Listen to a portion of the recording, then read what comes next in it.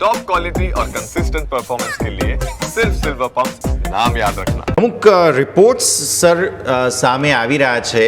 તમને યાદ હશે કે બીએસસી માટે મંગળવાર હવે નહીં રહે, આ તે બધી વાતચીત બહુ થઈ રહી હતી એક્સપાયરી માટે. તો અમુક અનકન્ફર્મ્ડ હજુ સમાચારો છે, કેમ કે હું થોડું હજુ કન્ફર્મેશનની રાહ જોઈશ. એકવાર બંને એક્સચેન્જીસને મેલ મળી જાય સેબી તરફથી ત્યારબાદ.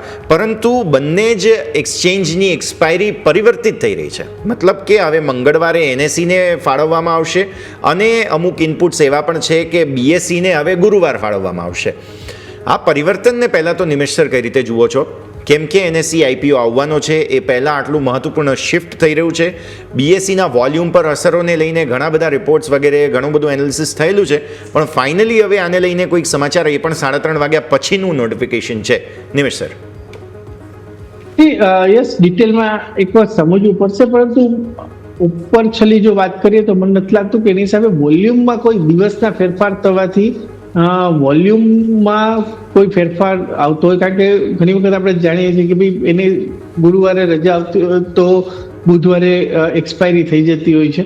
તો આઈ થિંક રજાને લઈને આજ કોઈ પણ હું ટ્રેડના ઓપ્શનની અંદર કોઈ પણ જાતની પોઝિશન લઈશ તો એમાં ક્યાં વારે એક્સપાયરી છે એને ધ્યાનમાં લઈને હું નથી લેવાનો. કારણ કે જે ટાઈમ પીરિયડ મને ફ્રેમ મળશે એ બધી સરખી જ મળશે. ચાહે વીકલી હશે તો મને કોઈ પણ કોન્ટ્રાક્ટ હશે મંગળવાર એક્સપાયર થતો હશે તો બુધવારથી મંગળવારના 7 દિવસ જ મળશે, અને જે ગુરુવાર એક્સપાયર થતો હશે શુક્રવારથી ગુરુવારના 7 દિવસ મળશે. તો આઈ થિંક એના હિસાબે કોઈ ટાઈમ ફ્રેમમાં કોઈ મોટી ઇમ્પેક્ટને આધારે કોઈ ઇન્વેસ્ટર પોતાના ઇન્વેસ્ટમેન્ટના ડિસિઝન લેતા હોય અથવા ટ્રેડિંગના ડિસિઝન લેતા હોય એવું હું નથી માનતો. એટલે આઈ થિંક ઉપર છેલ્લી મને એવું લાગે છે કે બહુ મોટી ઇમ્પેક્ટ કોઈ નહીં આવે કંપનીના એઝ ફંડામેન્ટલ ઉપર. કારણ કે તમારા વોલ્યુમ્સ જે છે ડે બાય ડે અત્યારે વધી રહ્યા છે બીએસસીની અંદર, ડેરિવેટિવની અંદર, સેન્સેક્સની ડેરિવેટિવની અંદર. એટલે આઈ થિંક ઇમ્પેક્ટ જે છે આ ન્યૂઝની હું માનું છું કે ન્યુટ્રલ ઇમ્પેક્ટ છે, અને પછી છતાં બી વધારે ડિટેલમાં આપણે અંદર જઈશું તો આઈડિયા આવશે. પરંતુ એકંદરે એવું મને લાગે છે કે આમાં કોઈ મોટી ઇમ્પેક્ટ નહીં આવે. જી બિલકુલ. તો ઓવરઓલ આપણે આ વાત થઈ એનએસસી બીએસસી બંનેના એક્સપાયરીને લઈને, જેની ઉપર આપણે આગળ ફોકસ કરીશું કન્ફર્મ ન્યૂઝ આવ્યા બાદ.